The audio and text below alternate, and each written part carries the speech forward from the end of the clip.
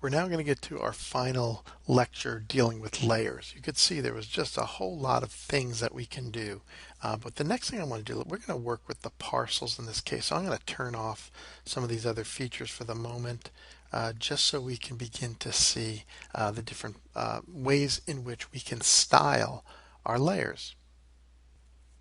So again, we'll make sure we select our parcels, come under Layer, and then go to Layer Properties, or right click on parcels and go to properties, right? So there's a whole lot of different ways we can work with layers. So as we come in here, I can look at my layer and get my symbology. Now you can see I've categorized my data based upon whether they're on a public or private sewer well. What we're going to do first though is let's just say it's a single symbol, and yeah, we'll keep it this little brown color. Why not? So these are our parcels and they're all one color. That's what happens when you bring the data in. Instead, what I can do is create a categorized description. And again, the column that I can choose could be the sewer information. And I'll scroll down to find that. And we'll select sewer. And what I'm going to do is classify this. So this gives me all the different values, non-private or commercial and public. And I can change this to make the legend say commercial or public. And even here I can say private source. So this means if the value is maybe a little more cryptic, like something like this, I can make it look a little nicer for our data. And when we expand this out, I'm going to have to close this. I'll expand the parcels. Now you can see that looks a little more intelligent in terms of how it's displaying the data. So let's go back under the properties again. And in this case, we'll come back in. Let's change this. We're going to, instead of a category, let's look at a graduated value. And let's change our column to, how about we'll look at our sale price. And we can choose the way we classify data, whether it's equal interval, quantiles, natural breaks, or standard deviations. We'll classify it. So this gives me the different values. And again, I can come in here, and I'm not going to spend a lot of time, but we can make the $ and put a comma in here as well to make it a little nicer looking of a legend. So I'm not going to do all that, but again, you can see we can even change the number of classes. I can make it 4 or 5 or 3 here. Let's make one more. So we're at 5, and let's go back in again. Comma,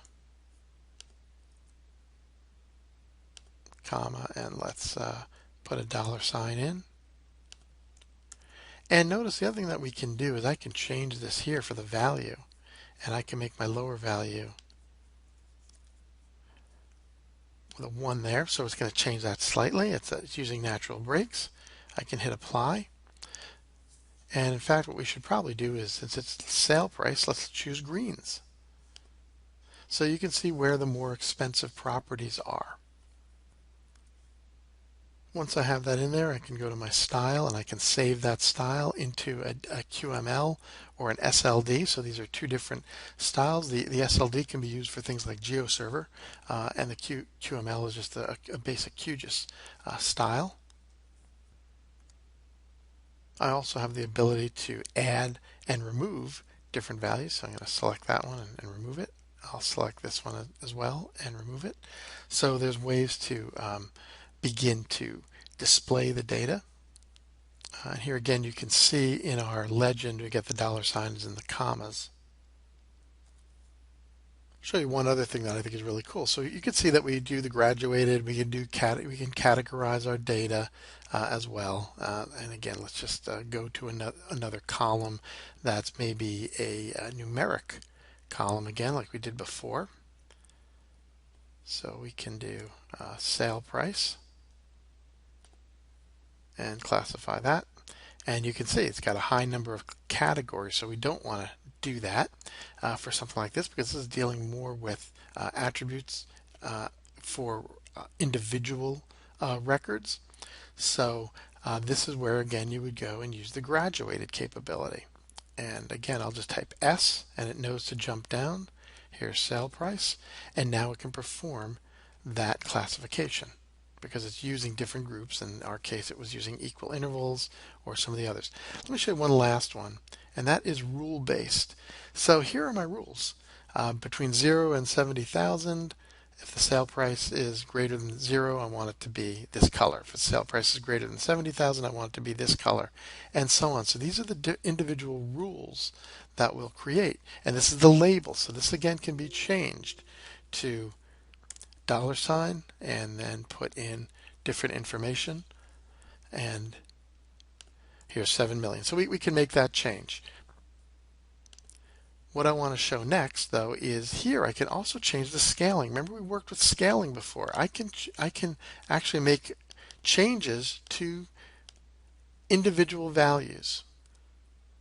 So I can change the scale by which I want to display this information. So again, depending upon where we're zoomed in or out.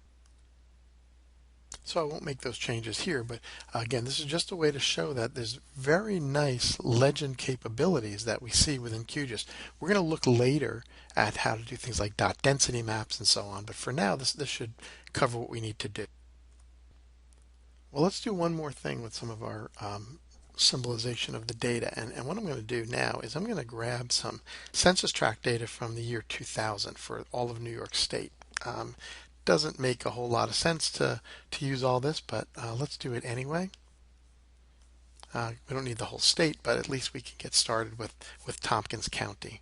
And what I'm going to do is go under Properties again, and here let's use a diagram. Right? So instead of looking at the symbology, we're going to create actual diagrams, and let's do a pie chart. So which ones do we want to do? How about we do white, black, and Hispanic.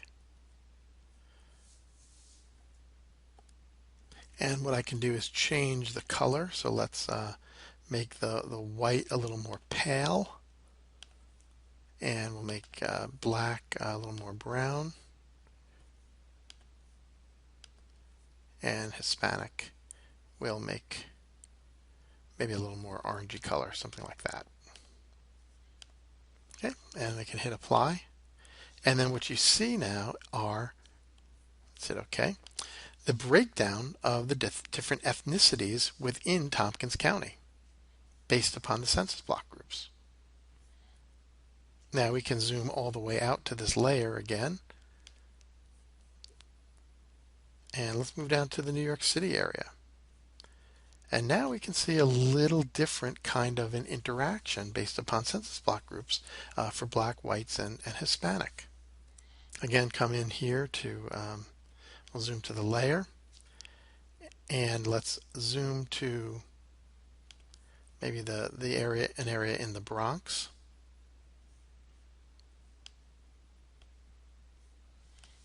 So you can see the ethnicities have changed a lot based upon, here we have a greater black population. At least, and this again is the year 2000. It was what was available on the Cornell site. Here you can see as we move over to this direction, we have a little more of a white breakdown.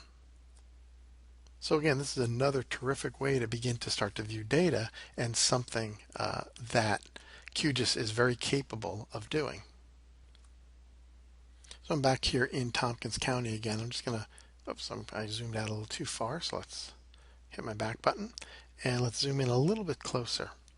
So you can see there are a little bit of changing dynamics within the county itself. You've got some very white areas and other areas that get closer to the city of Ithaca that have a little more diversity in them. So if we come back here also in terms of our properties, just to show you how we can start to define this, we've got our pie chart. We also have information about rendering. So whether we have some kind of opacity, the color of the line that's around it, I can make it a red line.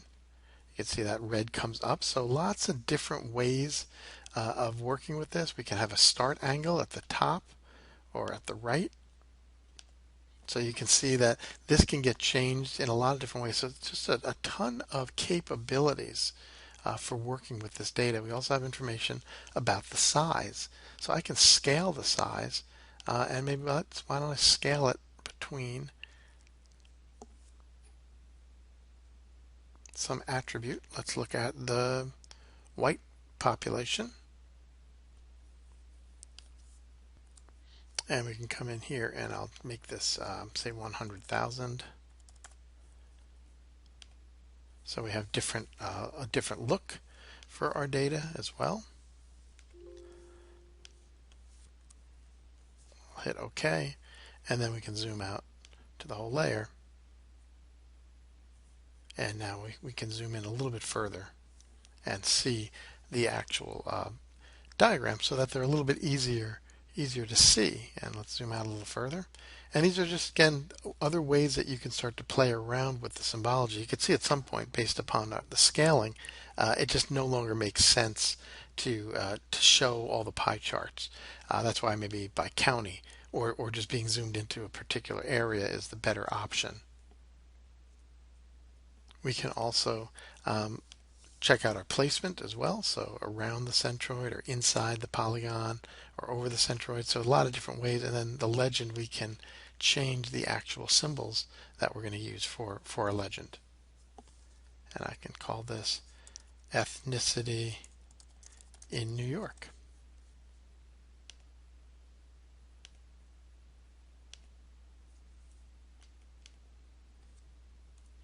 And we'll zoom back to just the Tompkins County area. And there we go. So again, lots of capabilities for us to begin to symbolize our data so that, again, it becomes a lot easier for our users. And again, there's another toolbar here that we can use in order to do that. One final thing we'll show is just labeling, and for that we'll use our roads. So I'm going to right click, go on the properties again, and here we're going to select labels. What do we want for labels? We want a single based label. We're going to choose the full street. That's fine with me. We can also change the size of that text. We can make it bold or underlined. So lots of different things that we can do with our data.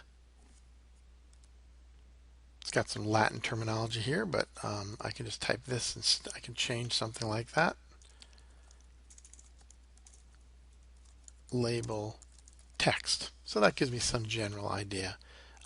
I can also have some buffering capabilities as well. So in terms of a text buffer, we can make the color white. Let's make the color more of that pale yellow. Okay, and now right now it's zoomed out too far, so we can't see it. Let's go in really closely. Okay, and you can see I have this green area. So let's go back in one more time and go to properties. And we will choose, let's say, this green. Wrong color green. Maybe this one will do it. A little closer.